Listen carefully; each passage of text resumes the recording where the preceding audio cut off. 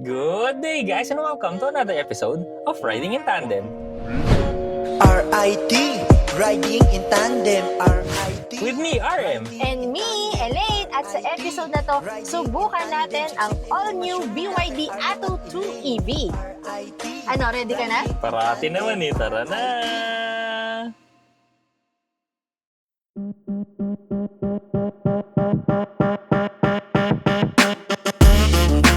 Ang makina nito ay pure electric. May maximum power ito na 177 PS at may maximum torque ito na 290 Nm. Gamit nito ang BYD Blade battery na may capacity na 45.1 kWh. Ang EV driving range ay 380 kilometers. Visit our website, rit-ridingintandem.com para sa mga articles, price list, at loan calculator para maalaman mo ang down payment at monthly amortization ng sasakyan na gusto mo. Ang daming mga sasakyan na naglalabasan ngayon, no? Kung ano-anong klase, iba-ibang klase, may sedan, may crossover. Pero para sa akin, no, ngayon kasi kailangan talaga crossover. Kasi nga, may mga lubak, may mga baha. At saka kailangan talaga ngayon electric vehicle na para matindi yung tipid mo sa running costs mo. At saka matipid din siya sa maintenance. So ano nga ba sagot dyan? Ito, ang affordable crossover na EV ng BYD. Ano, subukan na natin. Tara na! Ang styling nito, no, fluid. Parang lumulusot lang siya sa hangin kasi yung mga curves niya, yung mga shape ng ilaw niya, parang alam mo yung pagka pinaandar mo ng matulin, ganun lang. Parang dumudulas lang siya sa hangin. Ganun yung itsura. Curvaceous. Pero yung smooth curves kasi hindi siya mga makahanto, walang ganun eh.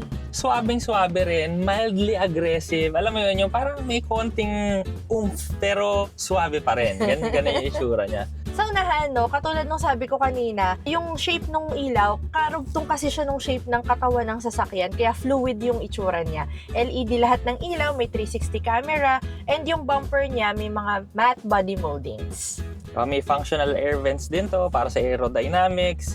Tapos may proximity sensors. Parang may diffuser din siya dun sa bandang ilalim na part. Medyo may pagka-rugged na sporty. Oo. Tapos yung ano niya, yung emblem kasi ng BYD, isang malaking piano black finish siya na kadugtong doon sa ilaw.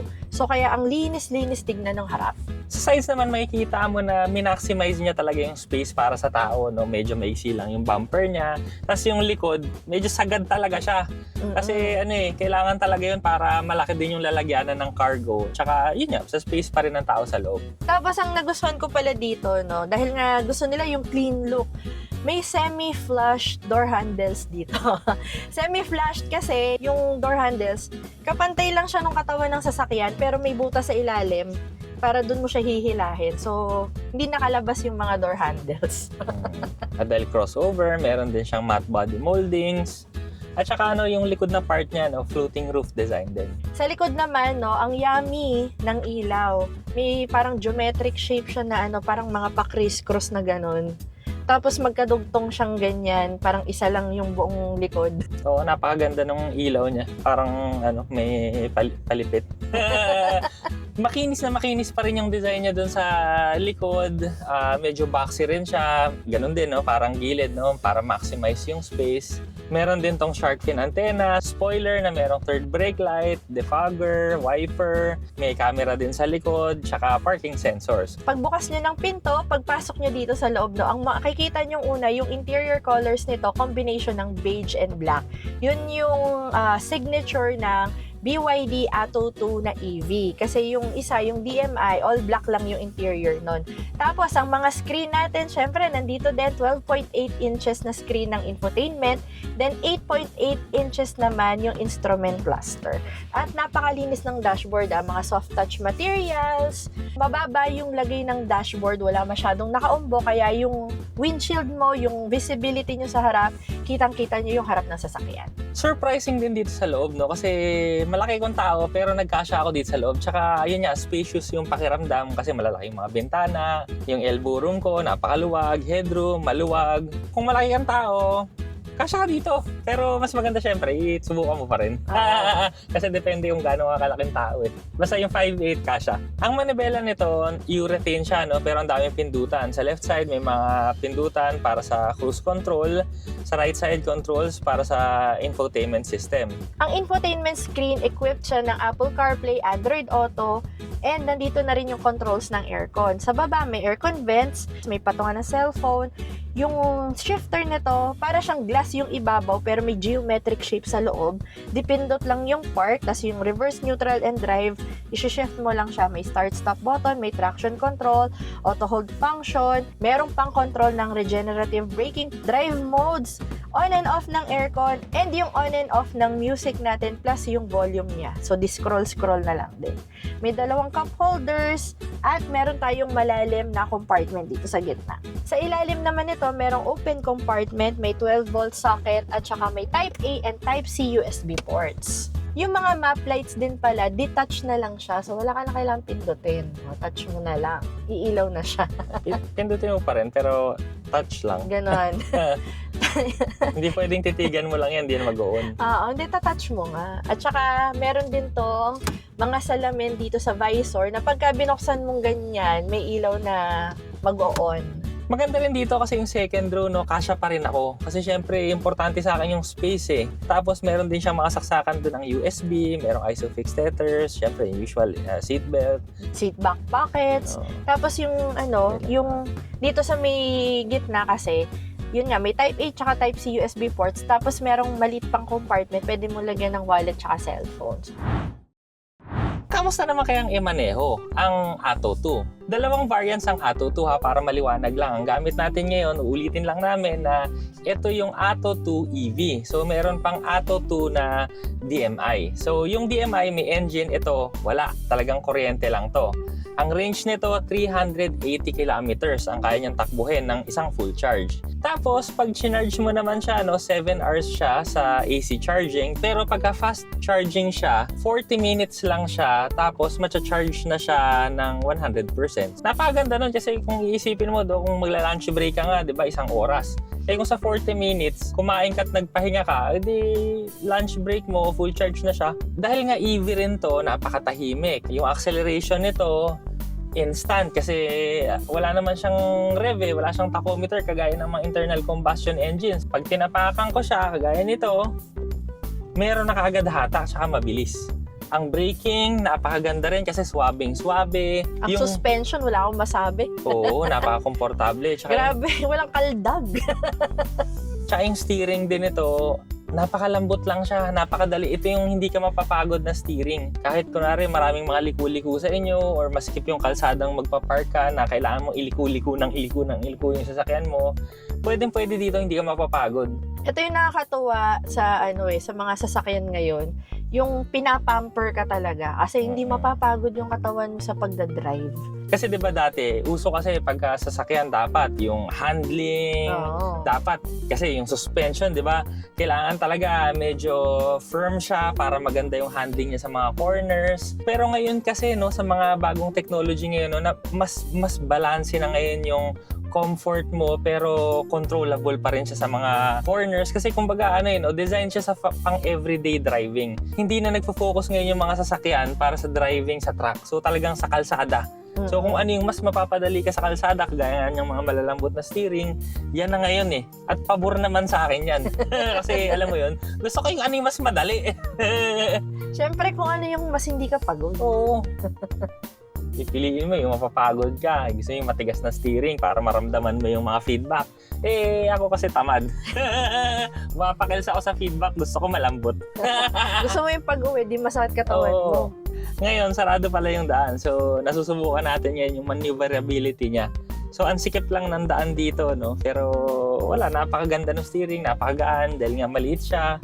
Maliit sa labas pero maluwag sa loob Medyo compact, maliit yung size niya sa labas pero yun naman yung maganda dito yung highly maneuverable siya sa mga tight spaces. Highly commendable yung linaw ng camera. Ayo. Gustong-gusto ko yung kita mo lahat. Ultimo yung bato, kita mo. Meron siyang guidelines. Yung pagka-aatras ka, may line na tapos curve siya kung saan papunta yung manibela. So pagka naka-drive ka na, yung lines nasa harap na ng sasakyan. So, kita mo kung papunta ba ng kanan, papunta ka ng kaliwa, ganyan. Meron din nga pala tong drive mode. So, meron siyang Eco, Sport, Normal, Just no. tsaka Snow. Kanina ang gamit ko, no, normal. So, itry ko lang yung acceleration test natin ng Eco. Oh, grabe. Yung umpisa, suwabe yung acceleration. Oo. Pero habang nakadiin ka, tuloy-tuloy din yung acceleration. Parang gumaganyan ka rin eh. Bumabaong ka pa rin ng upuan. Kung easy driving ka, okay to yung, yung Eco. Pero ako kasi, hindi sabagay, okay na yun. Matuli na yun. Tinan mo, isa pa. Oh, matuli na. At saka hindi ka kasi hindi ka niya bibiglain, hindi ka gugulatin. Parang swabe lang, Swabe. dire-diretsong yun. Pabilis lang ng pabilis. Pero yung normal, yun yung, ito, normal. Ay, putik. Anyway, ang masasabi ko lang, yung normal nito, grabe. Malakas na siya talaga. Abnormal. Oo, hindi siya normal. Hindi normal. O yung Eco, pwede mo nang gamitin pang araw-araw. Yung normal nito, Ayun, no? grabe. Medyo matindi. Yung normalness nito, sport na nung iba. Oo, seryoso yun. Tapos yung sport mode, mamaya, sa track. Subukan natin mamaya kasi meron silang hinandang track dito. So, para matesting yung slalom, yung acceleration, handling. Ngayon may track silang ginawa para sa atin dito. So, susubukan natin.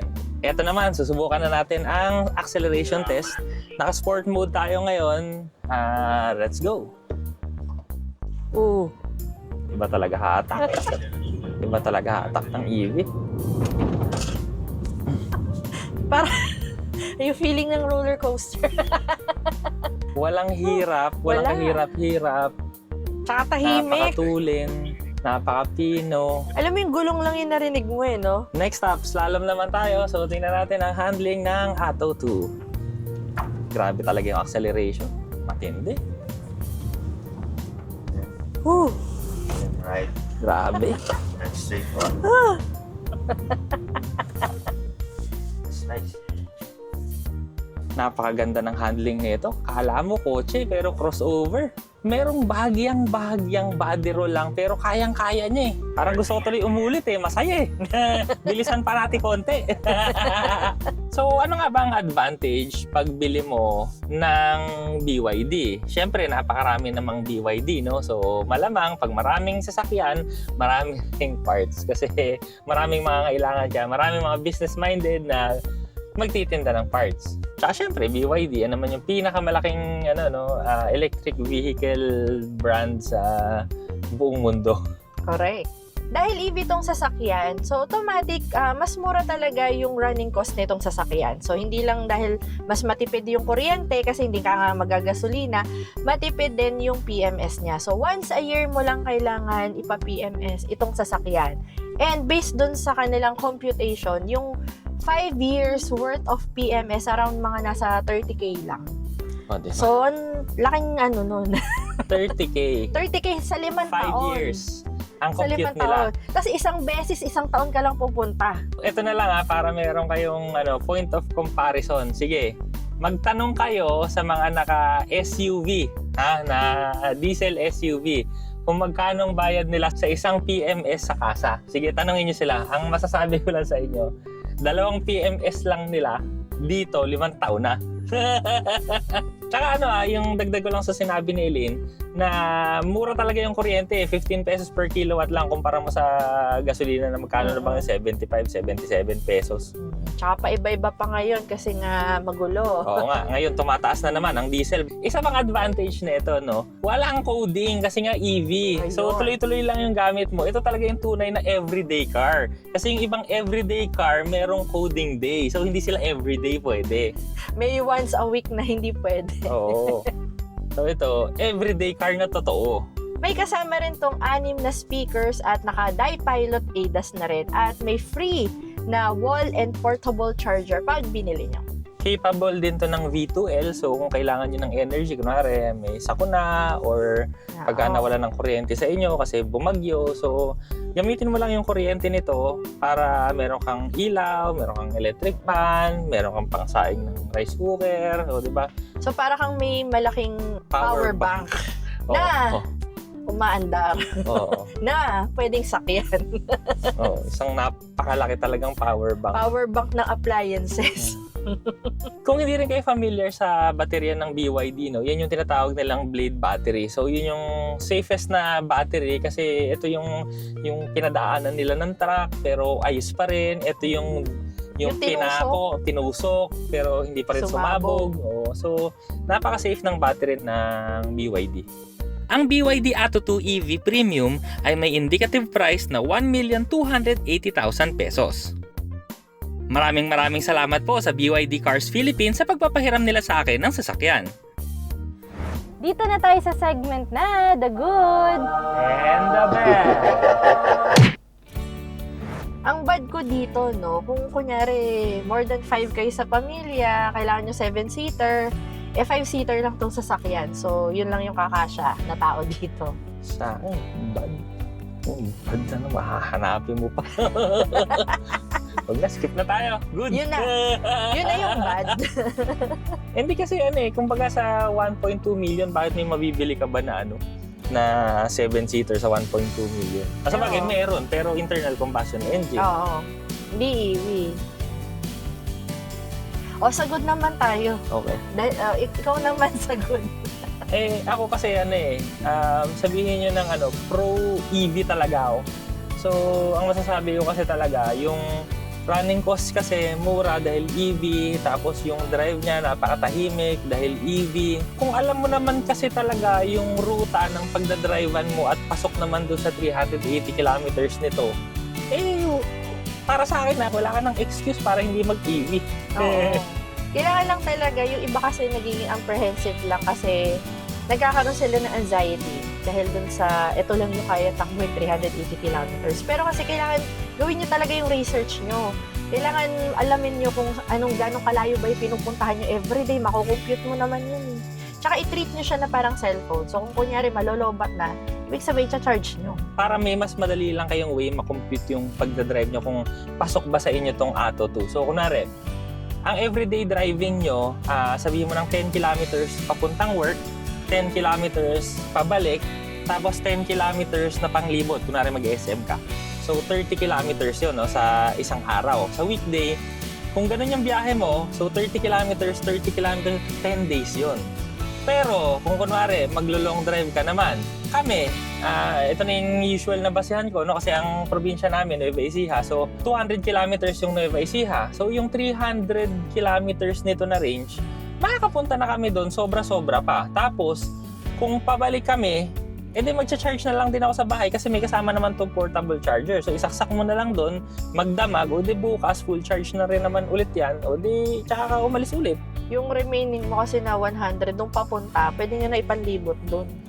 Siyempre, may mga dadaanan pa kayo, gusto nyo pang mamili or mamasyal, yan. So, bago umuwi yun, charge nga lang. Ganun lang.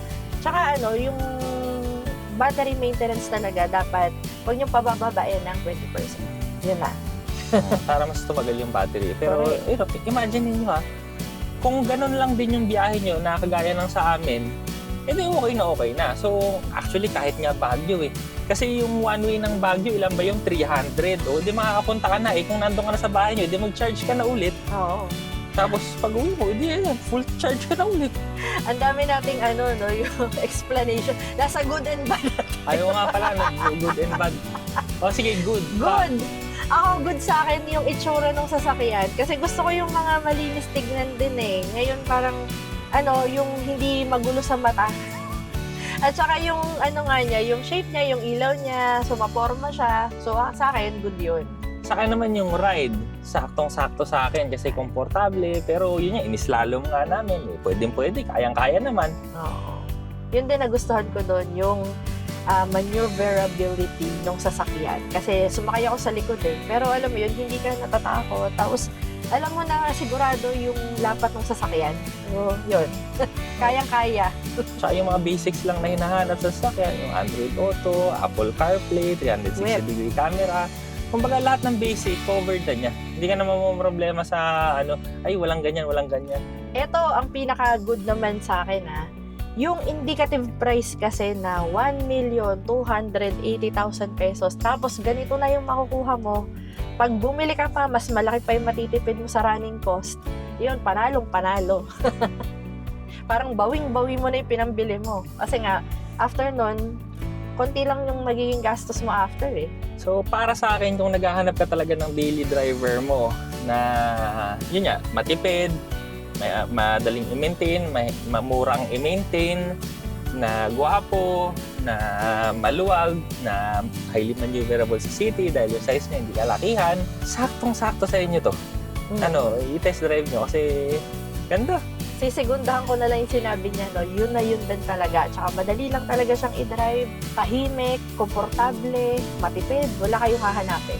So yun na, kung ako sa inyo ang gawin nyo na lang, i-compute nyo kasi kung saan kayo pumupunta. Kung baga, yun na nga, kagaya ng kinumpute natin kanina, gaano ba kalayo yung tinatakbo mo daily?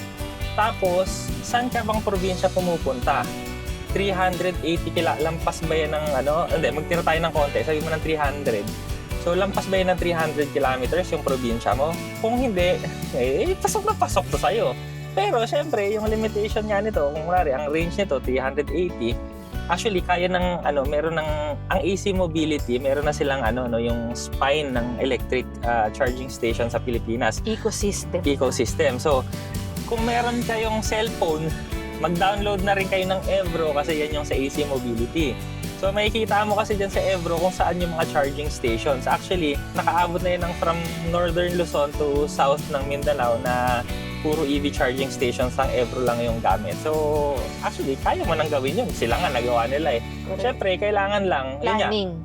Planning. Tingnan mo na yung mag-download ka na ng Evro na app para makita mo na. Kasi may mga iba magsasabi niyan, wala naman charger, walang charger. Mag-download ka ng Evro app, makikita mo doon kung saan yung mga charger. Correct. So, yun lang. Maraming salamat sa panonood. Sana nag-enjoy po kayo at may natutunan kayo sa video namin. Next video na! RIT, riding in tandem. RIT, riding in tandem. RIT, riding in tandem. Siksik na impormasyon mula kay RM at Elaine. RIT, riding in tandem. RIT, riding